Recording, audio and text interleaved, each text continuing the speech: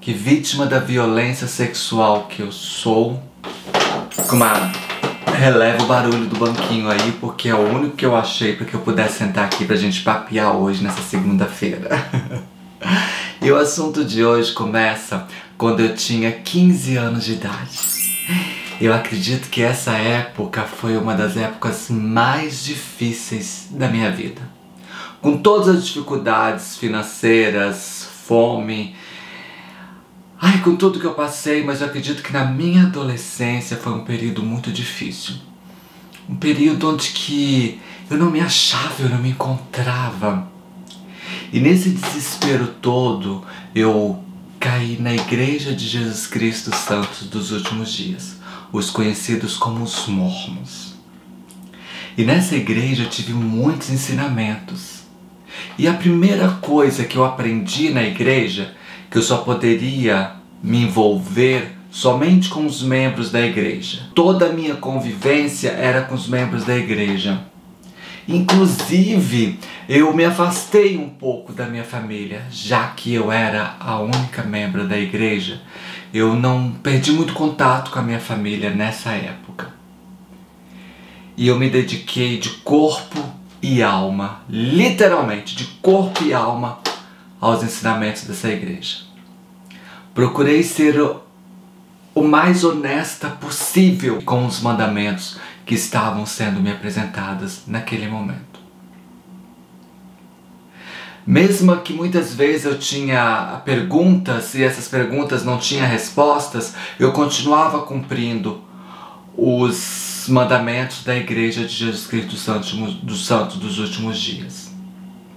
E com o passar do tempo, alguma daquelas perguntas que eu tinha, eu não conseguia achar dentro da igreja, e gradativamente eu fui me afastando.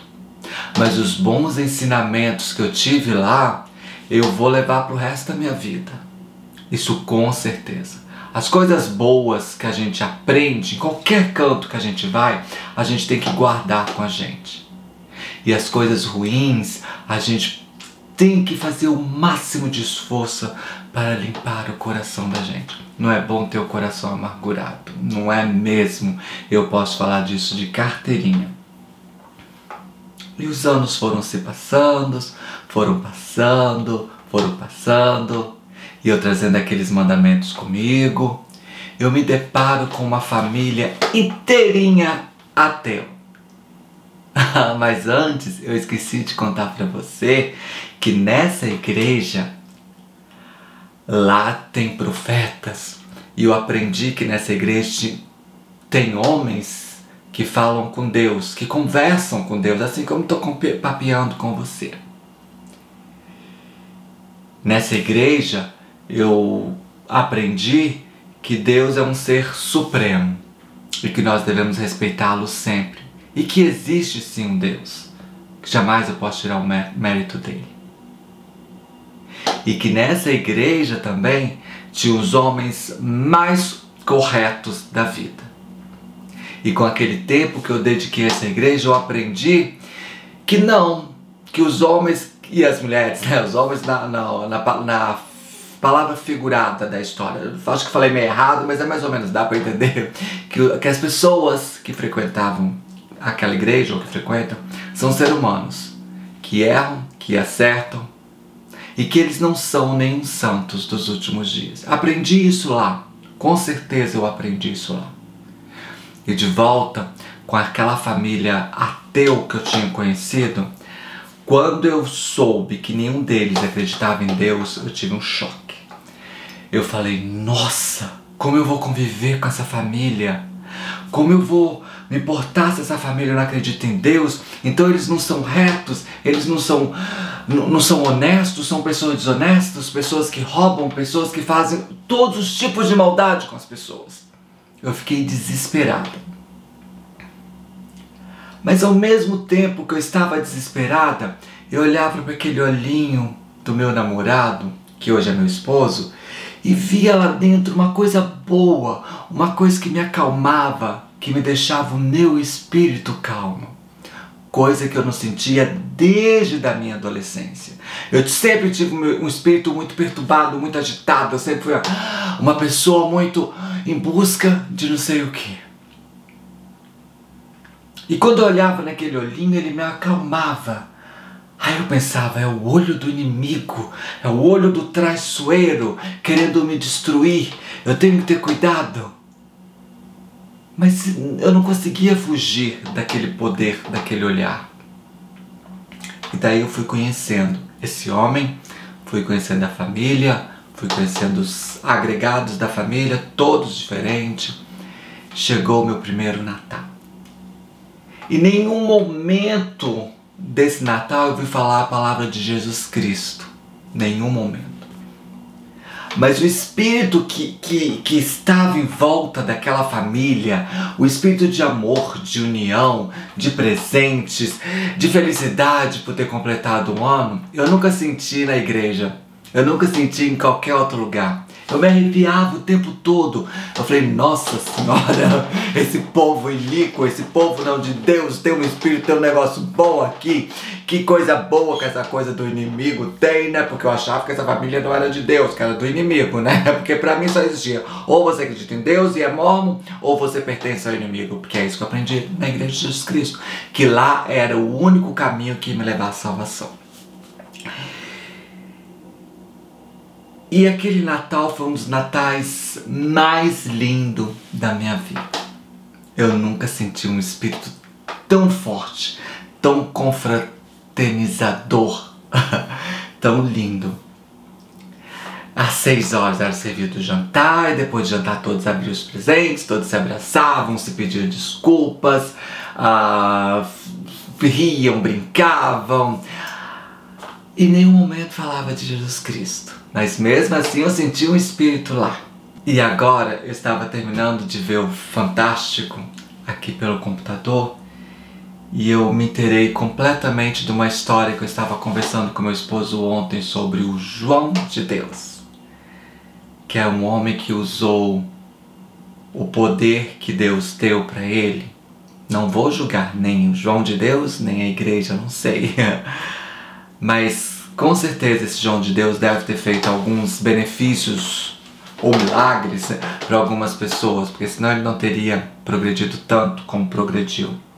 E com certeza a Igreja de Jesus Cristo Santo dos últimos dias fez muitos milagres na minha vida e de muitas pessoas que frequentam lá.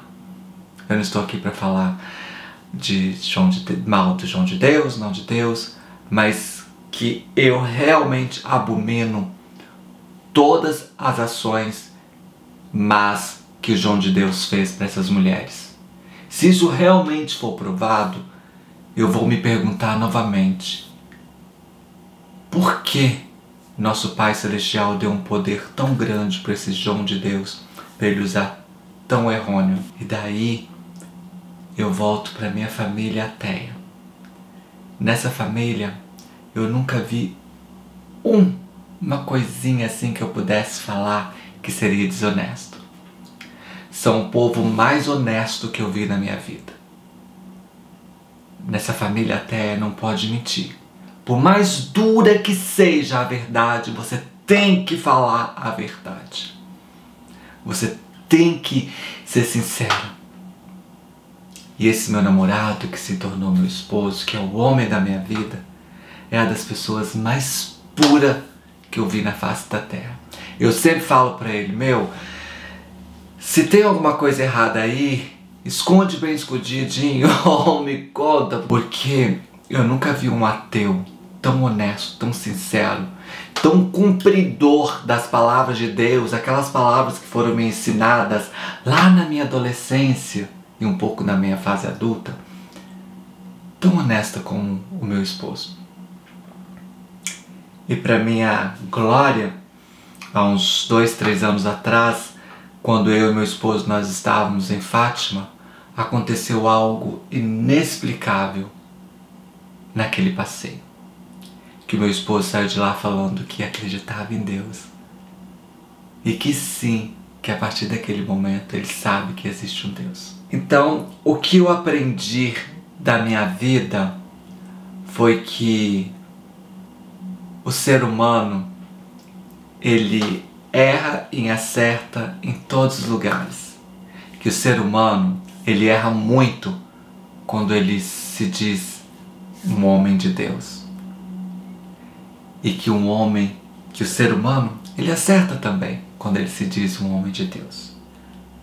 Mas que sim, nós temos que ficar atenta nas pessoas. Que dependendo daquela pessoa frequenta ou não uma religião, ou usa a palavra de Deus, que sim, existem pessoas boas e pessoas más em qualquer lugar.